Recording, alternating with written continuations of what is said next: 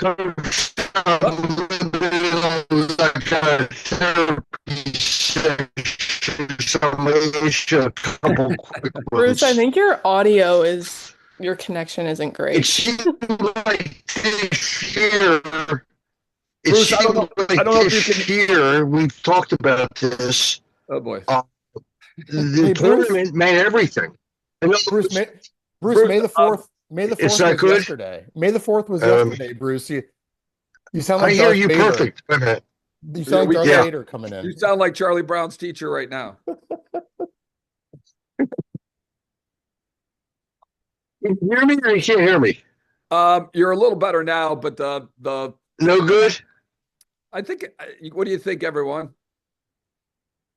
Yeah, we can Just hear you, talk. Bruce. If, Tony, you know what? Oh, Okay. Talking about all of a sudden, this seemed like the tournament dictated everything. Okay, yesterday. I mean, you're in, you're out, much more than you have talked about in the past. Yeah, I Tony, think do you hear that? uh, yeah. I'm not Hey, really sure.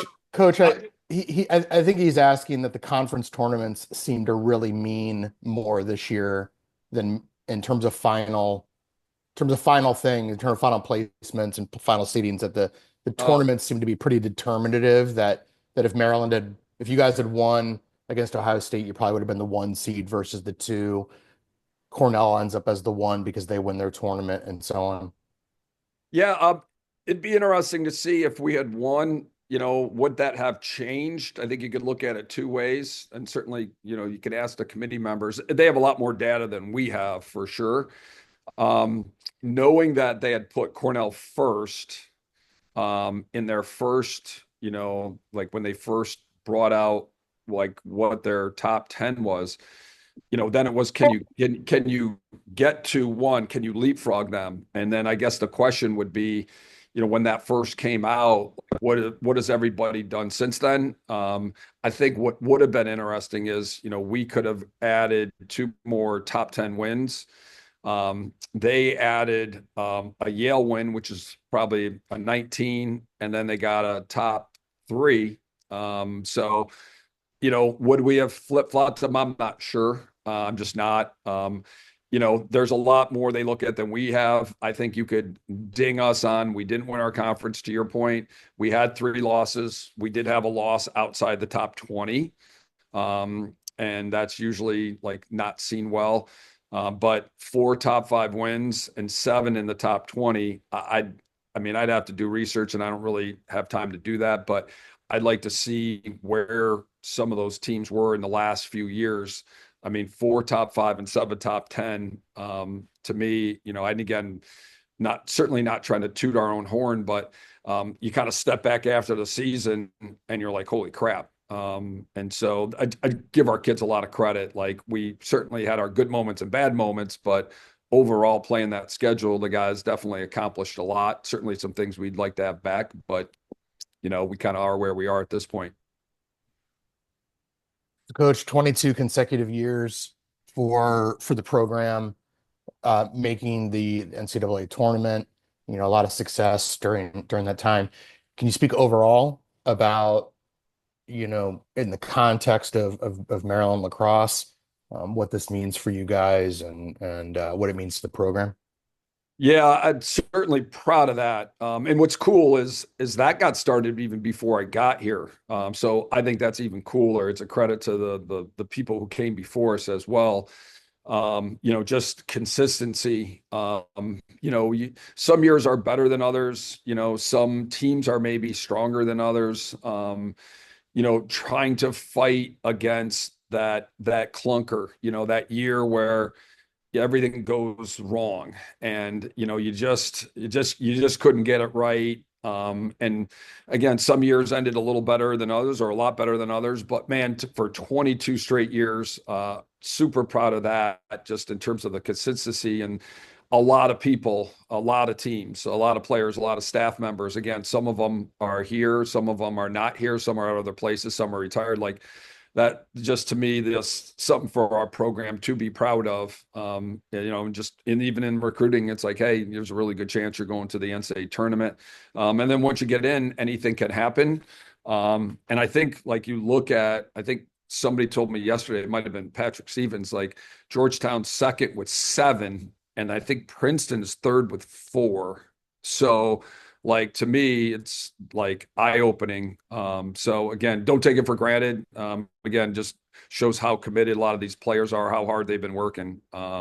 So um, it beats the record we were fighting uphill against when we got here, when it was like 35 years since the last championship. We don't hear that anymore, so that is a nice one to not have to deal with. And for the first 7 years, it was like, okay, it's been 36 years, it's been 40 years, and that's a lot for the kids to manage for sure. Last question, and I'll let others hop in. How do you handle this week? You have to wait to find out, Air Force Robert Morris. So how do you handle this week with almost kind of like I don't know, do you dual prep that? But I'm interested to hear about that. And then also, how now do you keep the team focused on 1 week at a time? Because you can play out scenarios looking at that bracket, if Princeton does this, if Syracuse does that, right, you can really spend a lot of time. I know Bruce and I did for about an hour last night. So how do you keep the team focused?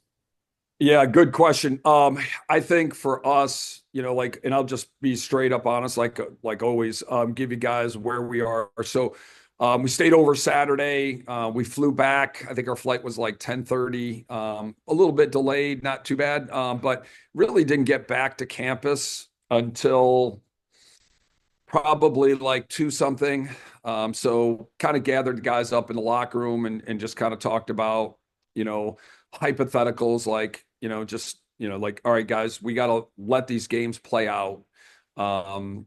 There are some things that could happen. The things that we told them were, with Cornell being the 1 seed by the committee, if they won, they're likely going to be 1. And then in that scenario, there's a good chance we could be 2, but not guaranteed. Certainly, if you felt like, if that game was close, would they go, hey, these teams are very comparable, and then they move us down to 3 for not winning our conference? So I was like, listen, I wouldn't spend a lot of time like trying to figure it all out. We'll know more. And I was like, listen, we're not going to know till 9:30. I don't have like anybody on the committee that I can just call and say, hey, like that's just not how it's done. So I'd said, listen, we're probably a 1, 2, or 3. So that's probably where we're at. If we were a 2, we would play most likely the winner of a play-in, which means we probably play Sunday. We won't know who we're playing till Wednesday. So if we aren't playing till Sunday, and we kind of gave the guys a couple schedules, like just to prepare so they could prepare. And today we'll meet with them and we'll just kind of lay out the week. We have a little app where we put the schedule in for every day. So Jesse does a great job of that. So he's filling that in. And then, the kids are in their last really full week of school. So reminded them, like, use today. We've been gone since Wednesday. Get ahead of your work, get stuff done, write your papers, study now. We're going to be busy once we find out. So let's make sure we get out in front of your work. It's human nature to kind of put it off, especially as guys. So like, it's not like the fall, like you don't have as much free time as for the younger guys. Like in the fall, we're really not practicing during exams. So you have tons of time. You just don't in season. We'll meet with them today. We'll kind of go over Ohio State, put that to bed. And as I told the group, and I think I said to the media after, like, I have a teacher's mentality on this. Like, things didn't go as well as we would have liked. There were some bright spots in that game. There always are. There's always some things that we need to improve upon. So we'll kind of focus on the things that we didn't do well, and what we did do well, but learn, teach a lot of, we could be in a lot of those scenarios again, whether it's what we were doing at the face-off X or how we played defense or what we did on offense. People will watch this film, so we've got to kind of not make those mistakes. So we will clean up a lot of that and then kind of put that to bed and hopefully be better from what we learned. And then I think for the coaches, I know I haven't talked to those guys, but we'll start watching Robert Morris and Air Force and just get a little bit of a baseline, and kind of learn a little bit more. I think we need to have a scouting report for each group ready on Wednesday. We're kind of like in a spot where we can't really change practice to all of a sudden practice Wednesday night. Just that doesn't make a lot of sense because the kids, some guys will have either, like academic commitments, they might have classes at night and things like that. So, and if we push that back, my gut is those games are, Wednesday, 4 or 7. So does that make a lot of sense? So I think we got to look at what are some things that maybe we could, that maybe similar on each team, like do they do similar things that we could start working on? But it does give us today to work on us, tomorrow to work on us. And that's not a bad thing at this time of year. And then we'll just have to be really good with the prep that we're doing because it'll give us Thursday, Friday, Saturday, to try to get ready. And those guys are conference champions. So that's, Tony, to your question, just, teams don't get in here by accident. They've won their conference tournament. Teams gel by the end of the year. Anybody's capable of anything. I'll certainly talk to them about Robert Morris back in 2018. They came in here and I think we were down 3 goals at halftime. And that was not going well. And we were lucky to get past that game, in my opinion, very fortunate. So, sometimes history is obviously a great teacher. So we'll remind the guys of that. And, it's a 1-game season. So, you overlook anything, you start like being anywhere than where your feet are, like you're going to run into problems. So, we'll hammer that message, not taking anything for granted, knowing that, hey, face-off guy gets hot, goalie gets hot. You never know. So we need our older guys to be mature and really look at this like it's another week to go 1-0. I know it sounds like coach speak, but like this is all that matters. We can't control anything other than that. And again, we got to enjoy this time together. I don't take it for granted. I don't like to still be playing. And, a lot of teams are done and those kids' careers are over. And, some of my buds are out recruiting and, they kind of texted me and just said, hey, stinks to be on the road, enjoy that time. So it's a good reminder for me just to be appreciative of all that, whether it was the staff, our coaching staff, our other staff, and our players, what they've done to keep this thing rolling. Let's enjoy every moment. Because it doesn't matter. Like the max any team is getting is 3 full weeks. So we never get this back. It's hard to get everybody together. So, we have to make sure we're in the moment here and work our butts off, prepare, but also, let's make sure we enjoy it, have fun. That's important.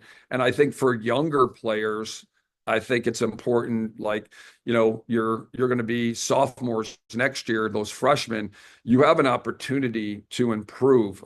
Like our guys on the scout team, hey, you're going to be going against a really good defense. There'll be freshmen coming in that are going to be talented, like any program in the country. You do have a week here where you can get better and improve who you are while helping the team get ready for one of those 2 teams. So keep developing. It's almost like with the college football and the bowl games, like you're able to get some improvement. So teams that are done, they're done practicing, like you can get better, you can improve. You're going to be playing against good offensive, defensive guys. You're going to get coached. So let's see if we can get some development time and make the most of that for sure. Good morning, Coach. Just wanted to ask kind of if you have anything that kind of stands out yet about Robert Morris and Air Force and kind of the challenges that it brings playing an unfamiliar out-of-conference opponent. Yeah, I think that's probably the biggest thing, Jake, is just the lack of familiarity. Even the teams that we played this year, really the only new team was Delaware. And that was harder prep. It just was like, each year you'll turn over a group, but you'll still have guys like you always have like a template scouting report, and then you just edit it and add the freshman transfers for the other team. But stylistically, like for us, we've opened up with Richmond, and Dan does a great job. And as you can tell, they're, a top 10 RPI. So like that team is always good. Well, there are some things that we kind of stylistically do that are, like pretty consistent. And same thing with Richmond. We have to do a deep dive here and really learn a lot on either of those teams. I think with Robert Morris, I'm not sure we had any carryover from games. And Air Force, I did watch the Ohio State Air Force game, so I watched that, but that was early season, so a long time ago. So I think for us, we've got to, kind of make sure that we kind of get into the film, and our staff does a great job. All those guys are probably hitting the film right now. I don't think we're going to go too crazy. I know for us, like maybe watching the last two or three would be good. And that kind of gives you a sampling, but you only have so much time. So how much do you want to put in, like doing two scouting reports that are really in depth and watching 10 films and all those hours, when half of that is not going to move forward. So I think there's a sweet spot there we want to have, because we don't want to learn everything Wednesday night. So I think we'll like the last 2, 3 games is probably a good start, and then we'll have the one from Wednesday, and then kind of go from there. Well, Coach, we're going to start out with some unfamiliar teams and then potentially later down the road, some familiarity. Obviously, the Big Ten opponents ended up on the other side of the bracket, but Princeton and Syracuse, two teams that you guys beat early in the season. What is the difference in trying to prepare for those teams now versus when you played them originally? I mean, obviously it's hard to think about those teams, and I think that's, anytime you start thinking and spending time on teams that you don't know if they'll get through, and you don't know when we play them. So to be honest, like I would even put a lot of thought into that. Like I think right now it's just let's focus on what we have here. Obviously, for any team, even if it's a Big Ten team, we just played them last weekend, but are they going to throw anything in, if we ever saw those guys again? Like they got this week to throw stuff in and another week. So, teams can definitely add wrinkles. You can shake up your personnel. You can throw some new things at teams. Certainly for us, we'll kind of look at ourselves, yes, kind of today and tomorrow. And is there anything that, we feel like should we be doing? When we sit down as a staff, and we'll kind of look at some things, because this is the time, like if we wanted to add anything, whether it's an offensive set or a play or, defensively, whatever it may be, like this would be the time, right? Today, tomorrow, do some install type stuff, and then make it more about our opponents on Wednesday, Thursday, Friday, Saturday. Coach, you've done this a lot, many years. First question, what's the coolest part of this about the NCAA tournament? And part two of the question is, all those games are on ESPN all day. Do you watch the other games, or are you just focused on yours? A lot of times, like Saturday, right? Well, and good question. I'll take the latter first. Saturday, those games will be on. So, the kids will have them on in the locker room and in our coaching area. The TV's in there. They'll probably have that on. You'll record all those games. So you have the TV copy, because sometimes the TV copies are beneficial. The coaches all have an agreement where we have like coaches film. So once whoever is the home team, you have to load up your film, and there's a certain way you need to film it, and that goes to basically a server or an iCloud, if you want to say, and then every coach in every like at every level, Division 1, 2, and 3, can access it. So all your films are there. So you can go and just watch films now of anybody. And then so for us, we'll have, our practice, we'll kind of line that up and time we play, but also kind of ask our kids, hey, schedule-wise, what time do you guys want to practice? Again, we are getting into the meat of the academic stuff. So I want to make sure that we're efficient with our time and to give the kids the time they need to do well in school.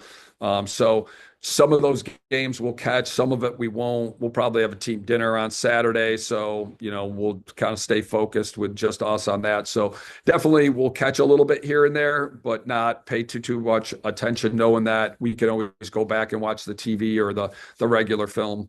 And yeah, I don't take it for granted. Haven't been doing this a long time. There have been times like when I first got to Navy, we hadn't made it the first couple of years, and I think in '99 we made it, but the first 3 years we did not, and we built to that. So getting in just was pretty amazing. So when you haven't been part of the NCAA tournament, right, it's a kind of a disappointing time. Kids are cleaning out their lockers, and eventually that'll happen. But right now, you're excited about being part of something super special, and I think these are things that kids will always remember.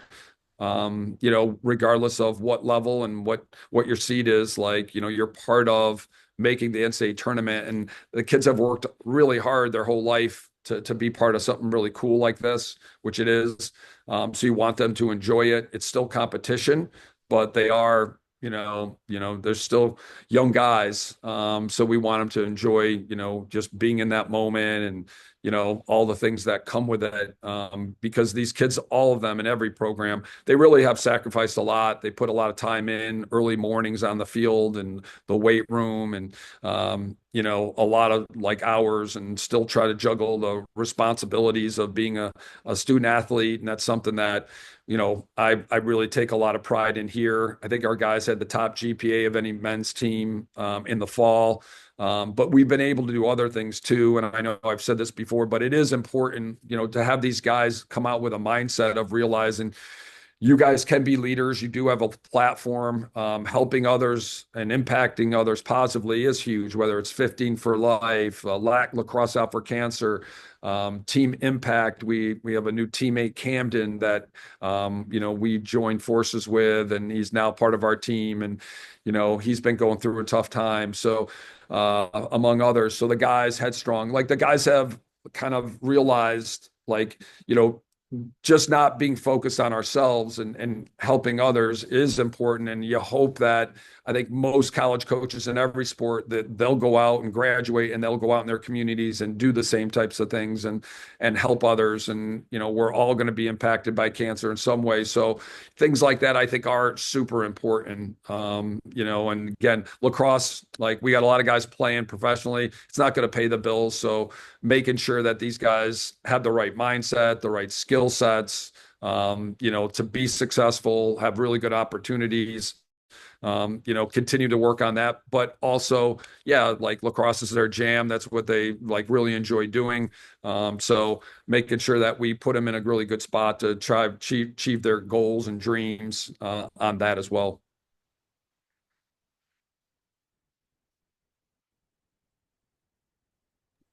All right. Thanks, everyone. Good luck Thank this you. week, Coach. Good luck. Thanks, Coach. Appreciate it. See ya. See ya.